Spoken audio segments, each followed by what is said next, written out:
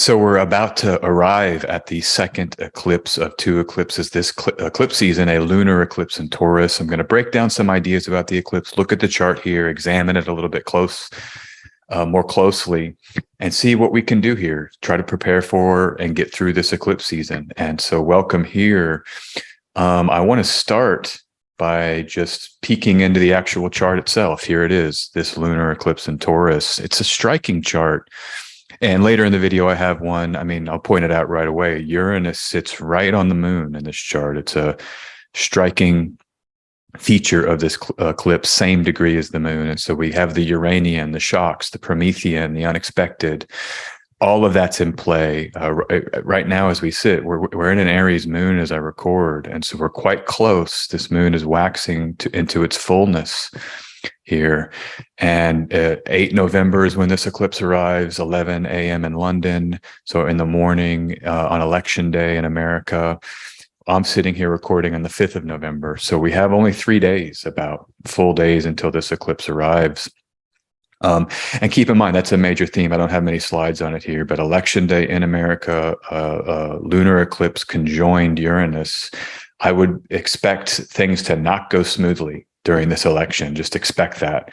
Mars is retrograde, and this portends blocks and delays, acrimony, fights, all kinds of revisits and reviews. They're going to be required in that electoral process. So do not expect any of it to go smoothly. We're going to break this chart down in a lot more detail, but that's kind of the opening salvo here. Here it is. That's the dates. Those are the details of this eclipse. Now, I want to contextualize this eclipse in the context of where we sit with the nodal cycle and the eclipse cycle. The first eclipse in the Scorpio-Taurus axis. And remember, eclipses always come in either two in the same axis or two in signs that are averse to each other. As the nodes are changing signs, sometimes you get two eclipses in an eclipse season that are in different axes of the chart. That will define 2023's eclipse cycle. You'll have two eclipses and both will be in different axes in those two eclipse seasons. But just to come back here, we started November 19th, 2021, the first lunar eclipse in Taurus, the first eclipse in Taurus of this series. So you might want to think back, what started kicking off in your life November 19th, 2021? And then did it ramp up on 18 January when that true north node entered Taurus? Now we're fully in the nodal cycle in this axis, already having had an eclipse there. Then we had two eclipses, April 30th, 2022, a powerful solar eclipse in Taurus. I remember that, ruled by both of those benefics and Pisces, this very dreamy eclipse. You had the 16 May lunar eclipse, Scorpio, 26th degree of Scorpio there. And then we come to where we sit now. We've already had one eclipse in this cycle, 25 October, a solar eclipse in Scorpio, and then we get another eclipse in Taurus. So all of 2022 have been eclipses in these fixed signs, Scorpio and Taurus, and there's only one more eclipse left, 8 November. And so just get through this. A little bit of a preview of next year. The main dates I'm looking at is that you'll have one eclipse in Scorpio, 5 May. The true node enters Aries on 17 July, and then one final eclipse in Taurus on 28 October. Then we're going to be done with the Scorpio-Taurus eclipses. So next year, this energy sort of dissipates and then fades. By 2024, we've moved on to a whole new axis, the Aries-Libra axis. So just keep that in mind. 2022 has been a major challenge because the fixed signs have not only had to deal with eclipses, but Saturn squaring those eclipses. That begins to finish in 2023. So if that's been particularly challenging for you in your chart, that's going to be over. It's one of the optimistic themes of 2023. Now, I had a tweet here recently, welcome to the land between eclipses. May you enjoy the high strange. Eclipses, my favorite phrase, fated beginnings and endings. It can get different, strange. Things emerge, things change. And so I hope you're riding these waves quite well. Only one more eclipse, right? This eclipse that's going to happen in 3 days. I want to go to Ptolemy's Tetrabiblos, the Ashman translation. One of my favorite ancient texts. It's free online. Just type in sacred texts, that website, Ptolemy, into your search engine, and this will come right up. It's a public domain translation of Ptolemy. And I want to just go back to this eclipse section that's there and remind us that Ptolemy said basically eclipses are the most important thing. The strongest and principal cause of these events are eclipses. And then this, so, that's why it's like this strange land between eclipses. These are great configurations of great power and strength. And he's talking about mundane astrology here, but it does apply to our natal charts for sure. One thing I wanted to point out here, there's this really interesting section at the last paragraph of what I've quoted here. He says that these planets, Saturn, Jupiter, and Mars, they furnish portentous indications when they are stationary. And that's the thing about this eclipse season. Here's this chart. Look, Uranus is here. I've got that. How close it is, partile conjunct is the phrase here with the moon, and then squaring Saturn by only less than 3 degrees. I mean, these are very dynamic configurations of great challenge, difficulty, surprise, Saturnine, all of it. But both eclipses this eclipse season have had Saturn and Mars in the degree of their stations. And I just tweeted out earlier that I think this makes this eclipse season particularly important for the changes that we've seen during this period because of these stationary traditional outer planets.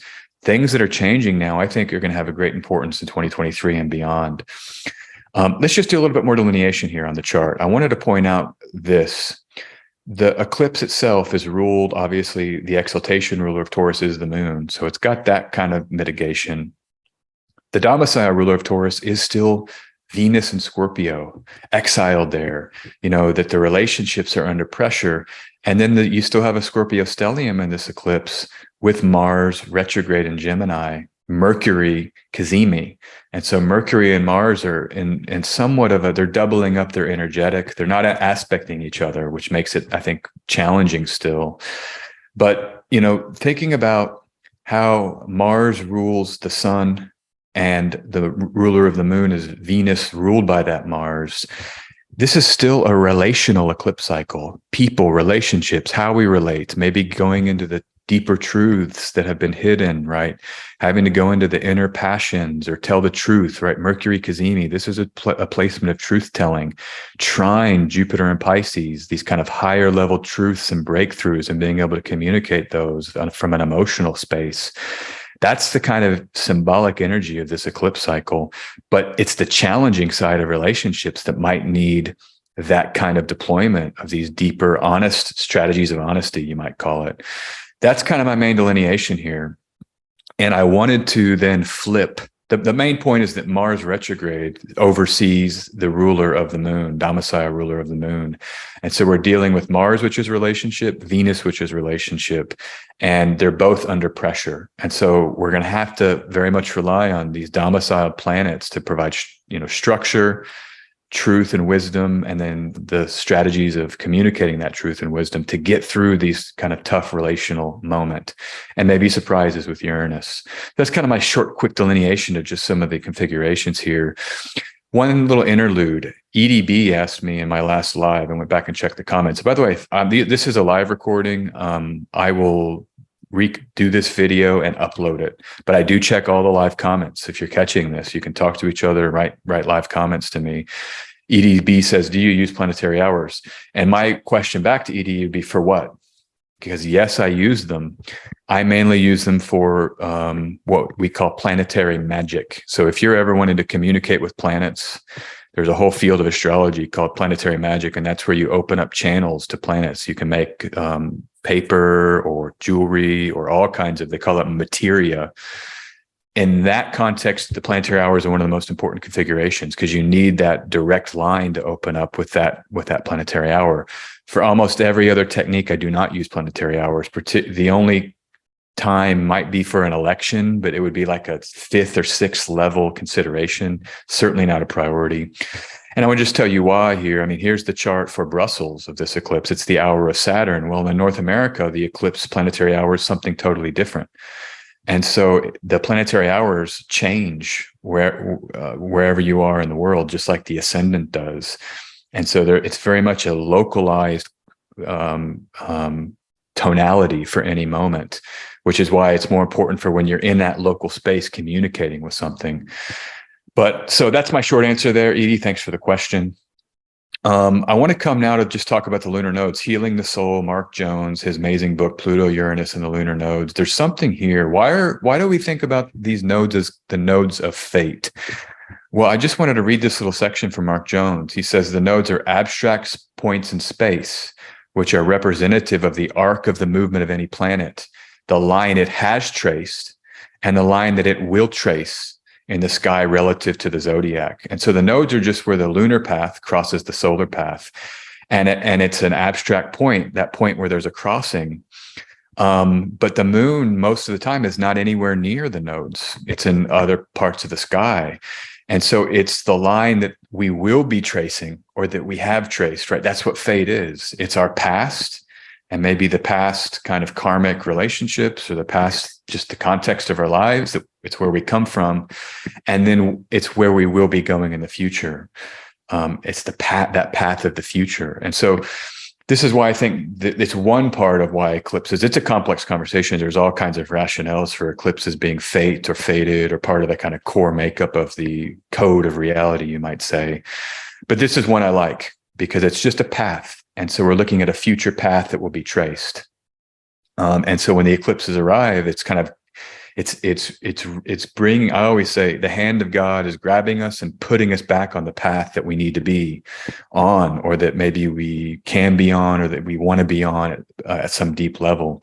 So there are opportunities in eclipse season, even though they can sometimes feel strange and challenging and difficult. Ultimately, it's opportunities. It's purgative, cleansing, and kind of reconfiguring, which we need, because, you know, we can be unconscious. We can be the eyes wide shut, right? Walking around eyes wide shut. Okay.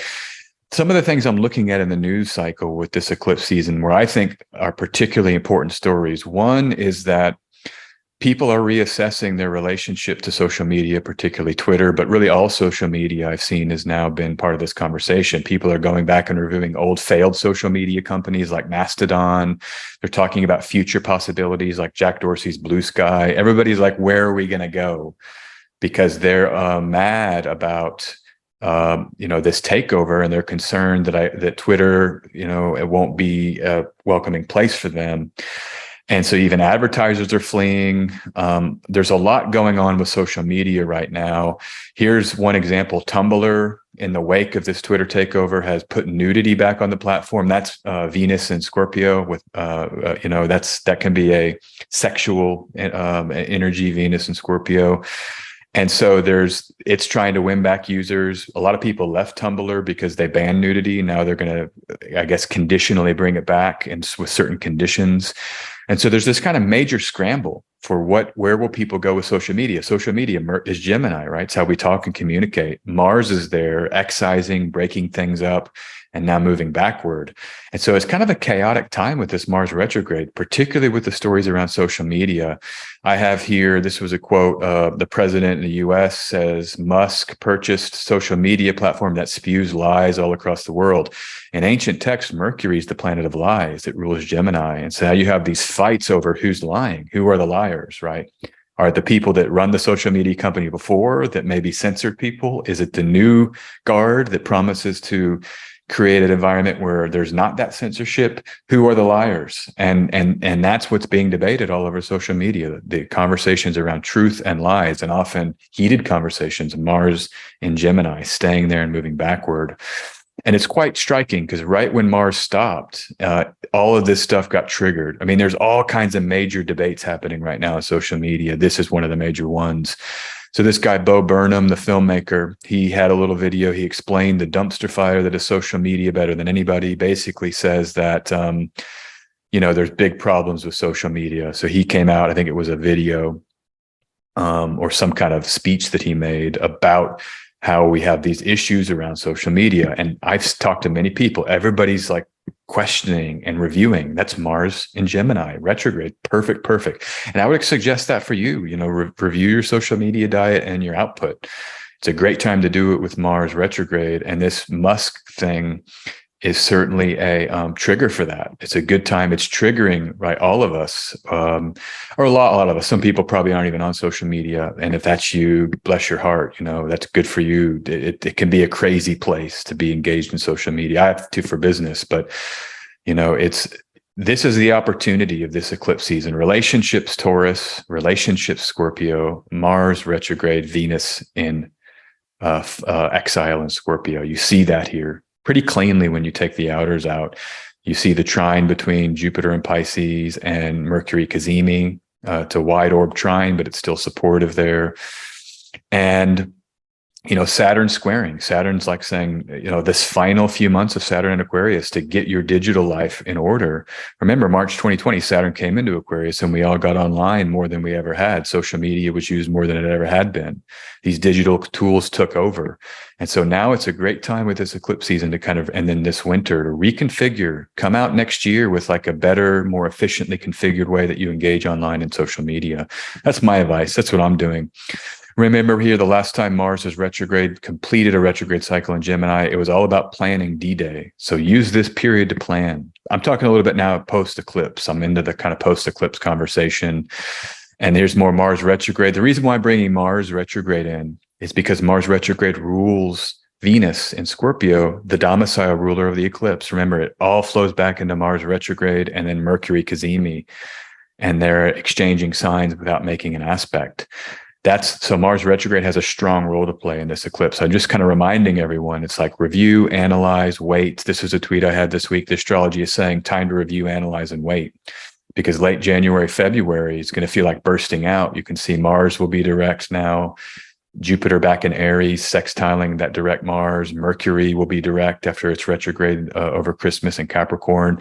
Late January, February is going to be a lot of movement ahead. So it's a good time now just to kind of plan with Mars retrograde, wait, plan, and analyze. So when does eclipse season end? I just want to give you 2 dates to get on your radar. If this has been particularly triggering or just difficult, or relationship stuff is whatever's going down with you during this eclipse cycle. First date I want to give you, 9 November, 1438, so 2:38 p.m. In Central Europe, the moon leaves Taurus. So that's the first marker. The moon is now in a new sign. After being eclipsed in Taurus, it gets a new sign. But I think the second marker I want to give you is 23 November. It's almost right as the 24 November hits, 2357 Central Europe. You get the next syzygy that's not an eclipse. And this is that new moon in Sagittarius ruled by Jupiter stationing direct in Pisces. It's this Jupiter new moon that's in hard aspect to Mars in retrograde in Gemini. You can see that it's like a mutable, activated new moon. I think it'll feel like a refreshed time. And then it's also going to kind of force us to dig in even more to this planning, the social media reconfiguration, acrimony around ideas, all of that stuff that's ongoing. This one will trigger it in some major ways because it's a syzygy in that same axis. And but there's the upside as you get the Jupiterian kind of truth-seeking side of it all that can, I think, win the day here. Mercury in this chart and Venus are very close. And Venus is in a much improved condition. I'll delineate this as it comes, but just know this is the second date I would point you to as to when eclipse season is over, 23 November. So 9 November, 23 November. By this time, I think you will have survived eclipse season, this final heavy fixed eclipse season. There will be no more eclipses with Saturn in Aquarius after this one that's coming in 3 days. So we can cheer the final eclipse with Saturn in Aquarius. And you made it, you will have made it. So that is the video. I'm glad to do a little bit of a breakdown here. Here's my website, sjanderson144.com. You can come check me out. Readings, contact me about, all of that stuff is there. So I look forward to that.